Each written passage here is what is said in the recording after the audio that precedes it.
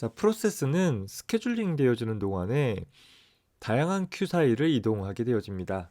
그래서 크게 보면 레디 큐, 그러니까 준비 큐라는 것이 있는데, 이 레디 큐라는 것은 프로세스를 할당받아서 실행하기 위해서 기다리고 있는, 즉 CPU를 바로 할당받으면 나는 어떤 처리를 수행할 수 있다라는 애들이 기다리고 있는 큐를 레디 큐라고 부르는 것이고, 반면에 입출력 장치 큐라는, 혹은 줄여서 뭐 장치 큐 혹은 IO 큐라고 불리는 애들은 입출력 장치를 사용하려고 대기하는 뭐 그런 프로세스들이 있는 큐로 생각을 해보면 됩니다.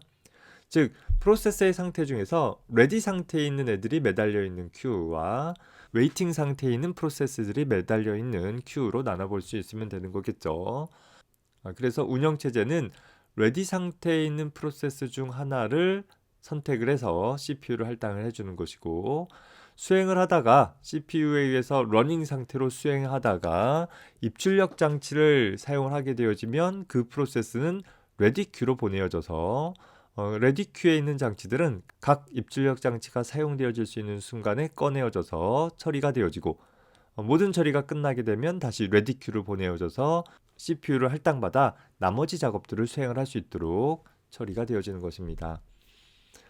실제로 이런 큐의 프로세스가 보내어진다라는 것은 어떤 식으로 이루어질까요? 시스템 내, 운영체제 내에 하나의 프로세스에 대한 정보는 PCB 블럭에 의해서 관리되어진다라고 했었죠. 결과적으로 그런 각 프로세스를 나타낼 수 있는 PCB들에 대한 리스트, 좀 더 구체적으로 보면 링크드 리스트 형태로 구성이 될 것이에요. 그래서 손쉽게 순서들을 바꾸고 하나의 큐에서 다른 큐로 보내어주고 받고 할 수 있는 뭐 그런 특징들을 지니게 되는 것입니다. 보통 큐라고 하면 이게 파이프 같은 것들을 생각을 하면 되는 거죠. 뭔가 집어넣는 곳과 나오는 곳의 방향이 서로 반대되어진, 그래서 한쪽으로 집어넣고 다른 쪽으로 나오는 뭐 그런 구성을 생각을 해주면 되겠습니다.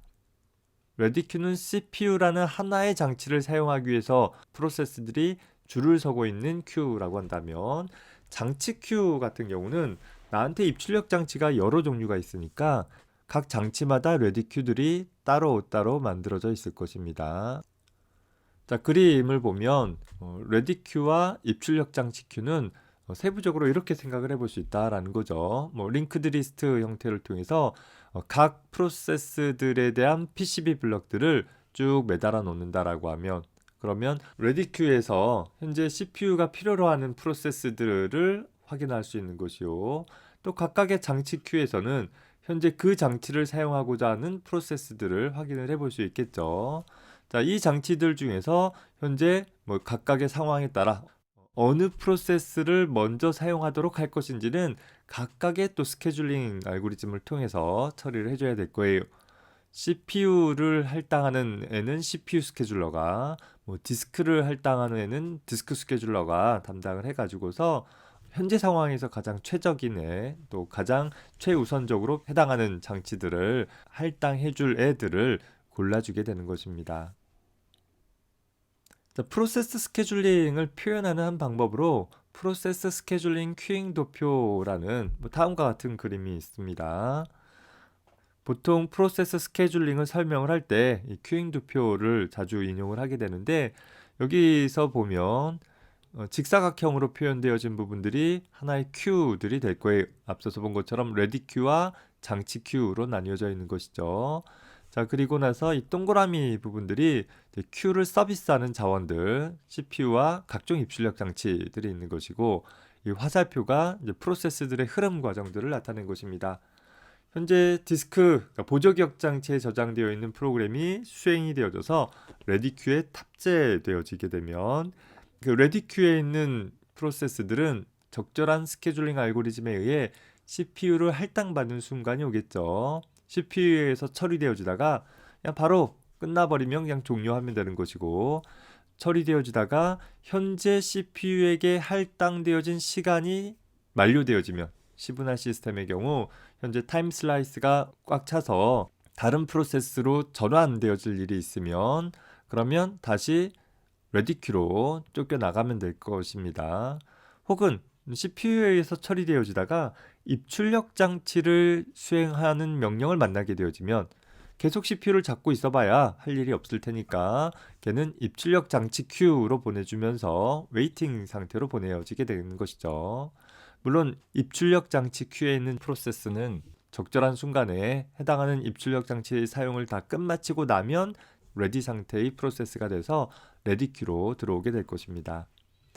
자, 혹은 CPU에 의해 처리되어지다가 자식 프로세스를 생성하는 호출이 일어났다, 시스템 호출이 일어났다라고 하면 일반적으로 자식 프로세스를 생성을 하게 되면 자식이 끝날 때까지 대기해야 하는 특징들을 가지고 있어요. 그래서 자식 생성 후에 대기하고 있다가 역시 자식 프로세스가 일을 끝마치고 나면 다시 그 프로세스는 부모 프로세스는 레디큐로 들어가서 다음 작업들을 수행을 하는 형태가 될 것이에요. 혹은 역시 또 프로세스가 명령들을 처리하다가 인터럽트가 발생되어졌다라고 하면 그 인터럽트에 대한 처리들, 자, 인터럽트라고 하면 비동기적인 어떤 사건들이 발생한 거죠. 할당 시간이 초과된 것도 일종의 인터럽트이지만 그것 외로 다양한 인터럽트들이 있을 수 있어요.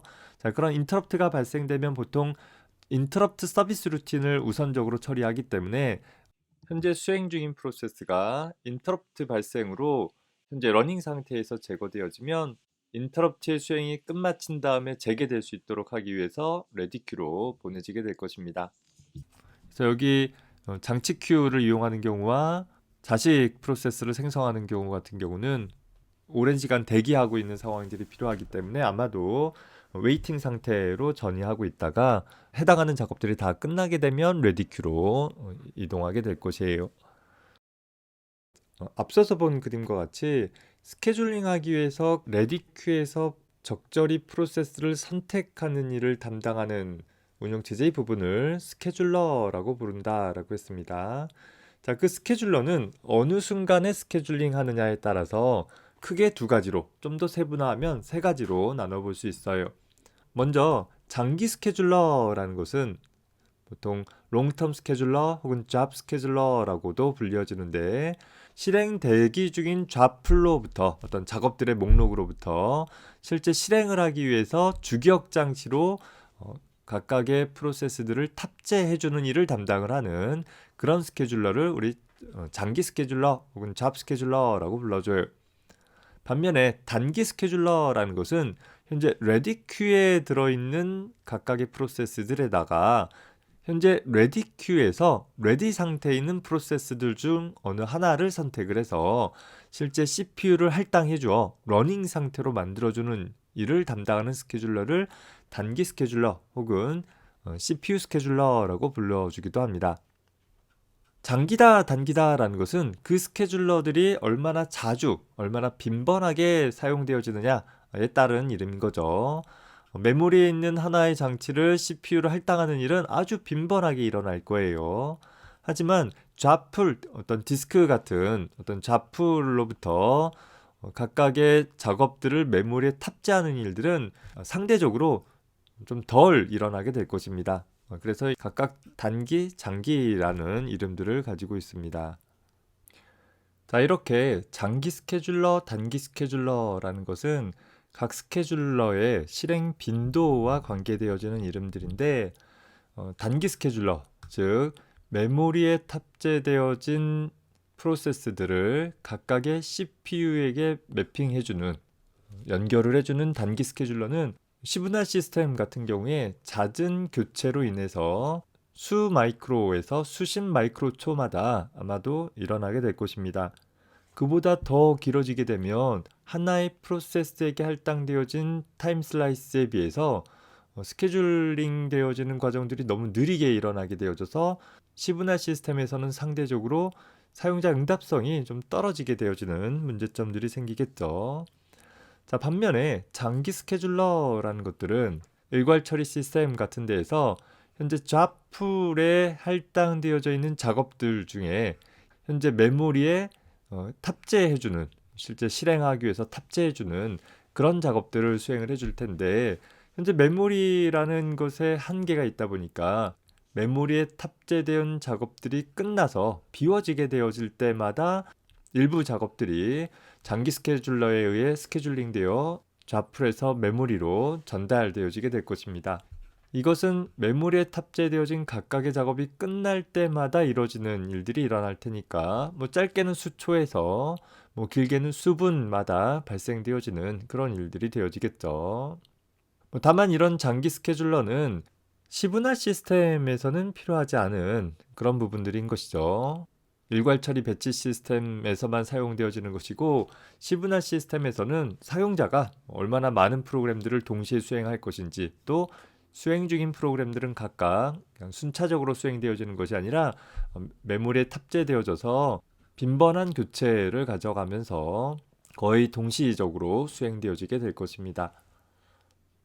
특히 이런 장기 스케줄링은 프로세스들의 특징을 고려해서 어떤 작업들을 메모리에 올릴지들을 생각을 해보면서 전체적으로 시스템의 성능들을 향상시킬 수 있을 텐데, 보통 프로세스의 종류를 보면 입출력 중심의 프로세스와 CPU 중심의 프로세스로 나누어 볼 수 있을 것입니다. 다시 말해서 하나의 프로세스가 수행되어지는 과정 중에 CPU 연산보다 입출력 장치들을 조작하는 데 더 많은 시간들을 소모하는 그런 프로세스를 입출력 중심 프로세스, IO 바운드 프로세스라고 하고, 반대로 입출력 장치를 조작하는 시간보다 CPU의 어떤 연산을 처리하는 데 더 많은 시간들을 소모하는 프로세스를 CPU 중심 프로세스라고 표현을 합니다.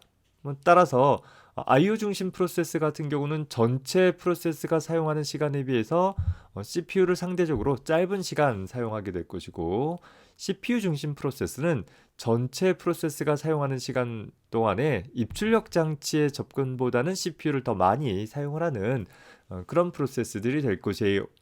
자, 장기 스케줄러 입장에서 메모리의 작업들을 선택해서 탑재할 수 있다라고 한다면, 같은 특성을 갖고 있는 프로세스들만 올려놓는 것보다는 예를 들어서 CPU 중심 프로세스만 올려놓는다라든가, 혹은 입출력 중심 프로세스만 올려놓는 것보다는 입출력 중심 프로세스와 CPU 중심 프로세스를 적당히 섞어서 올려놓는 것이 하나의 작업이 수행되어지다가 다른 작업으로 넘어가는데 좀 더 이점이 있을 수 있다라는 것입니다.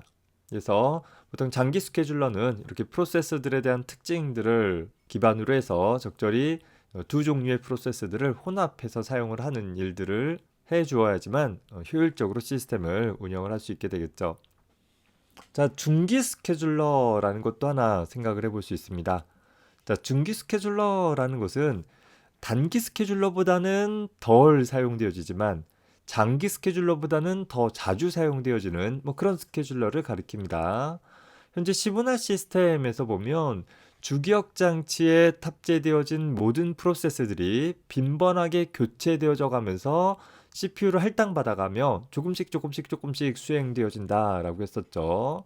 자, 그런데 더 많은 프로그램들을 동시에 수행하려고 하는 등 어떤 이유에서 현재 메모리, 그러니까 주기억 장치에 탑재되어진 프로세스들을 임시로 디스크라는 주기억 장치가 아니라 하드디스크와 같은 보조기억 장치의 특정 영역으로 빼내주어서 현재 메모리에 탑재되어진 프로세스들의 수를 줄여주는 방법인 거예요. 내가 프로그램을 수행시켰을 때 수행시킨 모든 프로세스들이 항상 수행되어져야 하느냐? 그건 아닐 수도 있는 거죠. 예를 들어서 워드 프로세서를 수행시켜서 보고서 작업을 하다가 잠깐 내가 인터넷을 통해서 어떤 정보를 검색을 하기 위해서 웹브라우저를 수행시켰다라고 한다면, 내가 아마도 웹브라우저를 통해서 정보를 검색하는 동안에는 워드 프로세서 프로그램은 종료시키지 않았지만 메모리에 남아있지만 워드 프로세서라는 프로세스가 CPU를 할당받아야 할 필요는 없을 수 있다라는 거예요. 내가 직접 입력을 하거나 백그라운드로 어떤 작업을 수행하는 것이 아니잖아요. 자, 그러면 이런 워드 프로세서 같은 현재 실행이 되어져서 메모리에 탑재되어 있지만 당장 CPU를 할당받지 않아도 되는, 할당받을 필요가 없는 이런 프로세스를 굳이 메모리에다가 두는 것이 아니라 가상 메모리라고 불리우는, 혹은 수압 영역이라고 불리우는 보조기억 장치의 특정 부분으로 빼버리는 거예요. 프로그램이 끝났다라고 하면 아예 메모리에서 할당 해제해버리면 되겠지만, 프로세스를 종료해버리면 되지만, 현재 이 프로세스는 완전히 끝난 것이 아니기 때문에 임시로 수압 영역으로 빼두었다가 나중에 그 프로그램을 사용자가 다시 사용하게 되었을 때, 이제 정보를 다 검색을 해서 워드 프로세서를 통해서 편집을 하고자 한다라고 하면 그때 수압 영역에 있는 프로세스의 내용을 다시 메모리로 가져와 가지고서 작업을 이어서 수행을 해주는 그런 과정들도 생각을 해볼 수 있을 것입니다. 이렇게 현재 여러 개의 프로그램들이 수행되어지는 과정 중에 어떤 프로세스를 수압 영역으로 내보낼지, 또 수압 영역에 빠져 있는 프로세스 중에서 어떤 내용을 다시 메모리로 가져올지 등을 처리해 줄 수 있는 그런 스케줄러를 중기 스케줄러라고 표현을 하는 것입니다.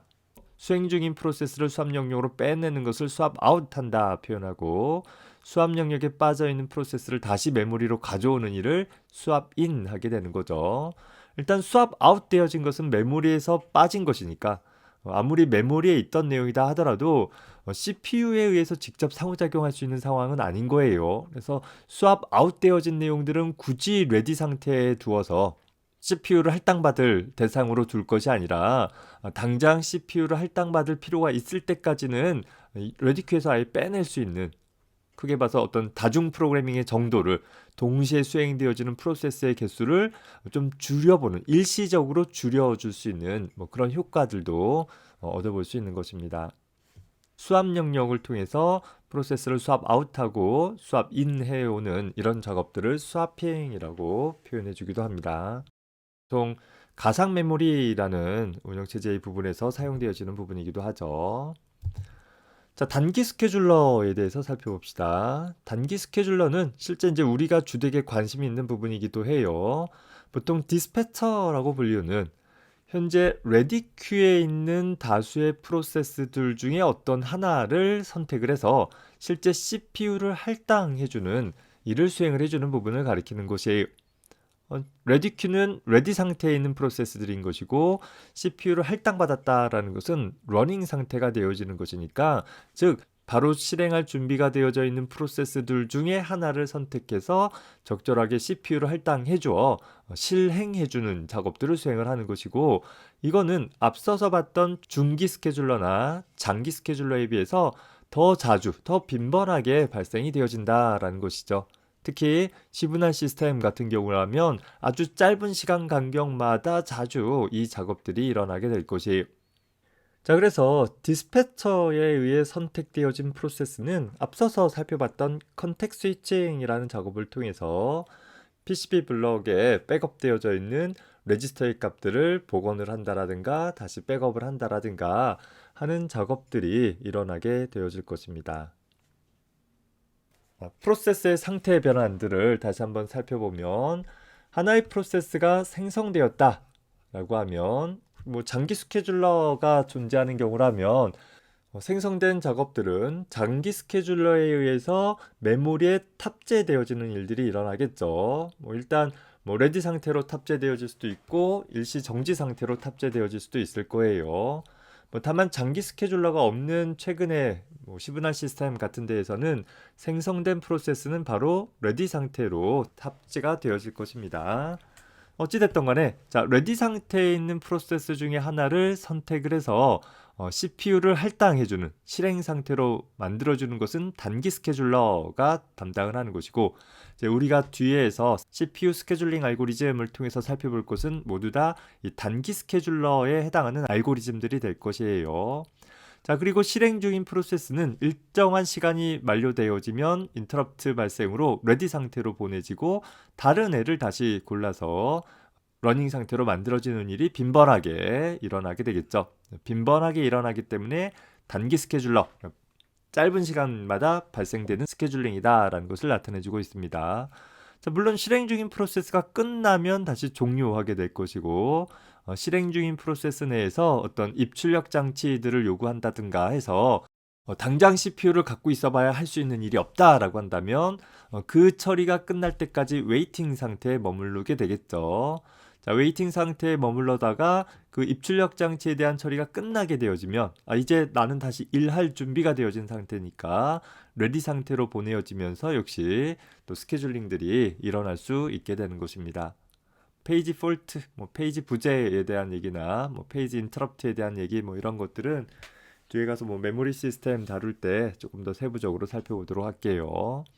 자, 단기 스케줄러는 레디 상태에 있는 애를 러닝 상태로 만들어주는 것과 관계되어지는 것이고, 장기 스케줄러는 누군가를 레디 상태로, 그러니까 메모리에 탑재해서 이제 뭔가 실행이 되어질 수 있는 준비 상태로 만들어지는 일을 담당한다라고 하면, 중기 스케줄러라는 것은 현재 레디 상태에서 실행되어지는 프로세스들 중에 지금 당장은 사용되어지지 않는 프로세스들이 있다면, 그러면 걔네들은 수압 영역으로 빼내줌으로써 누구를 뺄 것인가, 또 빠져있는 애 중에서 누구를 데려올 것인가를 스케줄링하는 그런 스케줄러를 가리킨다라고 생각을 해주면 되겠습니다. 책에 있는 그림에서 보면 화살표가 한 방향으로 되어 있는데 사실 왔다 갔다 할 수 있어야 될 테니까 양쪽 방향의 화살표로 만드는 것이 맞을 것이에요.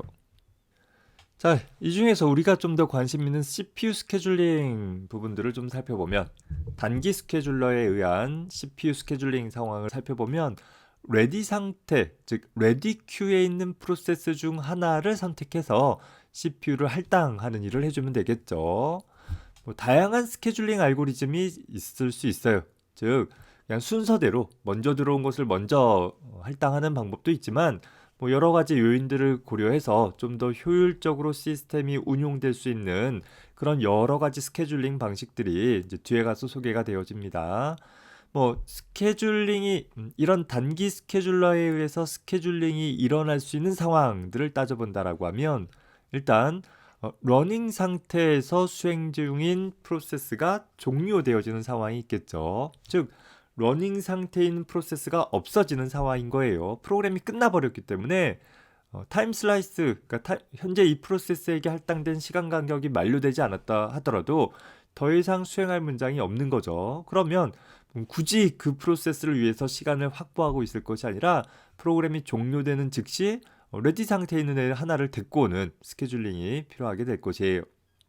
자, 또 한 경우는 레디 상태에서 프로그램이 수행되어지다가 뭐 타이머 인터럽트 같은 것들이 발생되어져서 이제 시간이 너 너무 많이 사용되어졌어 라고 해서 레디 상태로 보냈다라고 하면 다시 CPU를 할당받고 있는 프로세스가 없는 상황인 거죠. 그러면 레디 상태에 있는 애 중에서 하나를 다시 데려오는 그런 스케줄링이 필요할 수 있을 것입니다.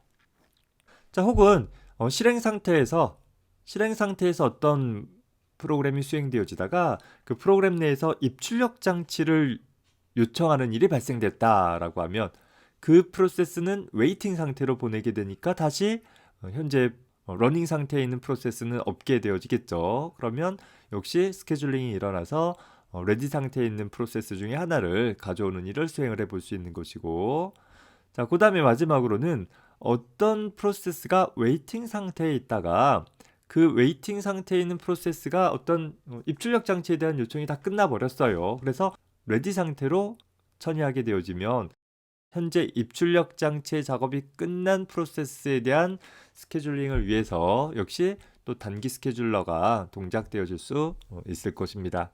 그래서 크게 보면 이렇게 네 가지 상황들이 있을 수 있는데, 자, 이 중에서 가만히 보면 스스로 CPU를 내주는 경우와 강제로 CPU를 뺏기는 경우 두 가지로 생각을 해볼 수 있을 거예요. 실행 중인 프로세스가 끝나는 경우나 실행 중인 프로세스가 스스로 웨이팅 상태로 가는 경우는 러닝 상태인 프로세스가 없으니까 그 경우에는 자발적으로 CPU를 내주는 상황으로 볼 수 있을 것이고, 반면에 현재 실행 중인 프로세스가 해야 될 일들이 많이 있지만 타이머 인터럽트에 의해서 강제로 쫓겨나거나, 혹은 웨이팅 상태에 있는 프로세스가 레디 상태가 됐다라고 해서 역시 스케줄러가 동작되어질 때는 역시 현재 수행 중인 프로세스가 강제로 쫓겨날 수 있는 여지가 있는 것이겠죠. 자, 이렇게 단기 스케줄러가 스케줄링 되어지는 과정을 통해서 스케줄러가 동작되어지는 과정을 보면 크게 두 가지 형태로 나누어 볼 수 있습니다. 선점형 스케줄러와 비선점형 스케줄러가 있는데, 자, 보통 선점한다라는 것은 내가 강제로 뭔가를 가져올 수 있는 상황을 가리키는 거예요. 즉 선점형 스케줄러다라고 하면 CPU가 비어있지 않더라도 CPU를 강제로 받아올 수 있는 그런 스케줄링인 것이고, 비선점형 스케줄링이라는 것은 CPU가 비어 있을 때 한해서만 스케줄링이 일어날 수 있는 뭐 그런 스케줄러라고 생각을 해주면 됩니다. 앞에서 프로세스가 끝난 경우와 혹은 프로세스가 웨이팅 상태로 처리한 경우에만 스케줄링이 발생되어지는 그런 스케줄러는 비선점형 스케줄러라고 표현하는 것이고, 앞서서 말했던 네 가지 경우, 비선점형에서 다뤘던 두 가지 외로 타이머 인터럽트가 발생되거나 IO가 끝났을 때에도 스케줄링이 일어나는 스케줄러 같은 경우는 선점형 스케줄러라고 표현을 해주게 되는 것입니다.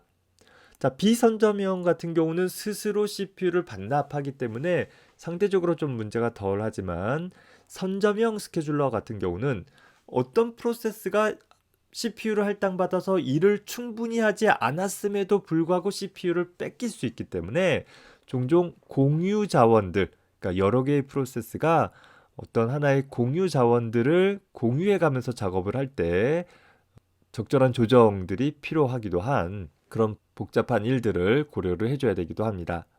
예를 들어서 프린터를 사용하는 프로세스가 프린터를 충분히 다 사용한 다음에 프린터를 내준다라고 하면 문제가 없을 수 있지만, 프린터를 열심히 사용하고 있지만 너 시간 다 됐어 나가 라고 해서 내쫓아 버린다라고 하면, 그리고 내가 나간 다음에 다른 프로세스가 프린터를 통해서 어떤 정보를 출력한다라고 한다면 그 내용이 막 헷갈려 버리는 일들이 발생될 수 있잖아요. 그래서 이렇게 공유 자원에 대한 적절한 접근 조정들이 필요한 방법이기도 하다라는 것입니다.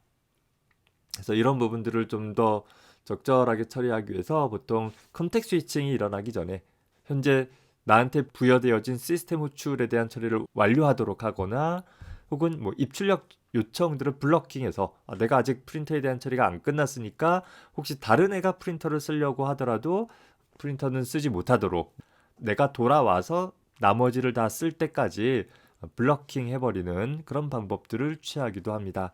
물론 이제 이런 경우들은 실시간 컴퓨팅이라든가 혹은 뭐 멀티 프로세서, 그러니까 CPU가 여러 개 있는 시스템, 공유 자원을 많이 활용하는 컴퓨터 환경에서는 효율성이 다소 좀 떨어질 수 있는 그런 여지도 있기는 할 것입니다.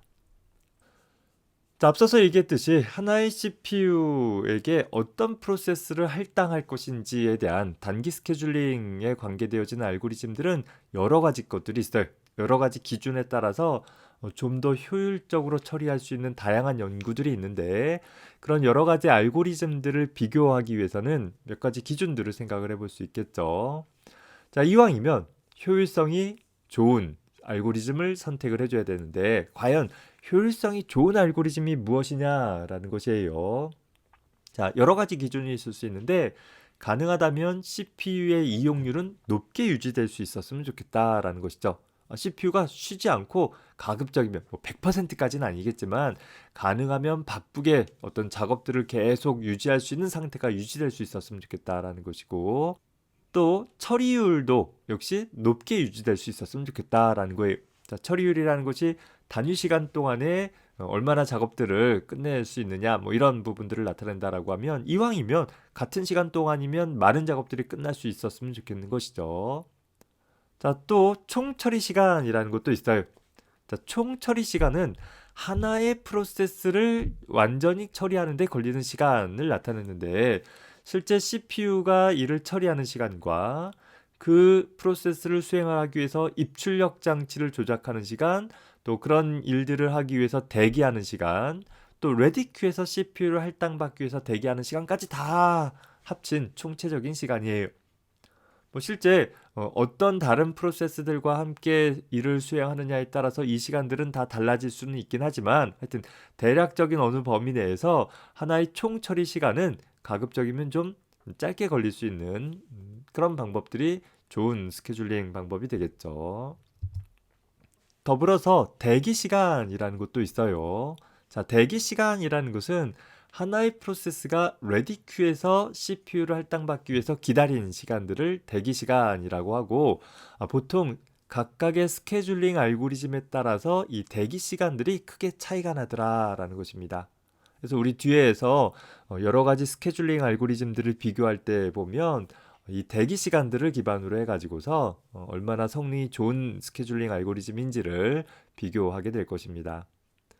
자, 마지막으로 응답 시간이라는 것도 있는데, 자, 응답 시간이라는 것은 내가 어떤 동작에 대한 요청이 발생된 이후 첫 번째 응답이 나올 때까지 어떤 출력, 화면에 출력이 나온다든가 이런 것과는 상관이 없어요. 하여튼 내가 어떤 요청을 보낸 이후 그에 대한 어떤 첫 번째 작업이 시작되어지는 데까지 걸리는 시간들을 우리 응답 시간이라고 부르는 것이고, 그 시간 역시 각각의 상황마다 좀 다르기 때문에 보통 응답 시간을 최소로 유지한다라는 것보다는 좀 재현성 있는 상황들을 유지하기 위해서 그런 응답 시간들에 대한 변동 폭이 크지 않을 수 있도록 단독적으로 프로그램을 수행을 하나 여러 개의 프로세스를 동시에 수행을 하나 어느 정도 일정한 범위 내에서 응답할 수 있도록 하는 그런 것을 목표로 하게 되어집니다.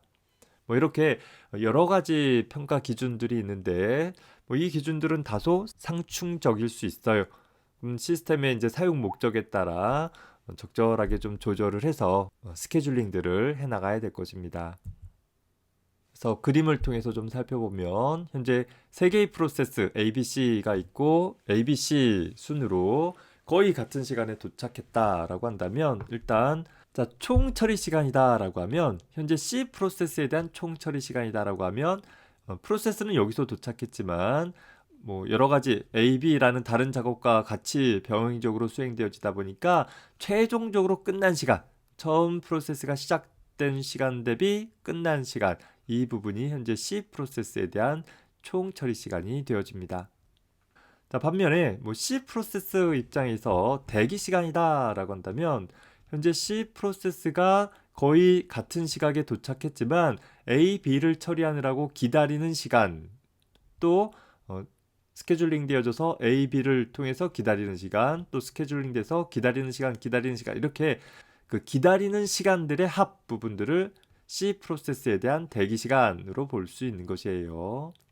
자, 응답 시간이라는 것은 여기서 프로세스가 도착했다 하더라도 C 프로세스에 대한 첫 번째 처리 과정이 여기서 시작되어졌다라고 한다면 역시 이 부분이 C 프로세스에 대한 응답 시간이 되어진다라는 것입니다.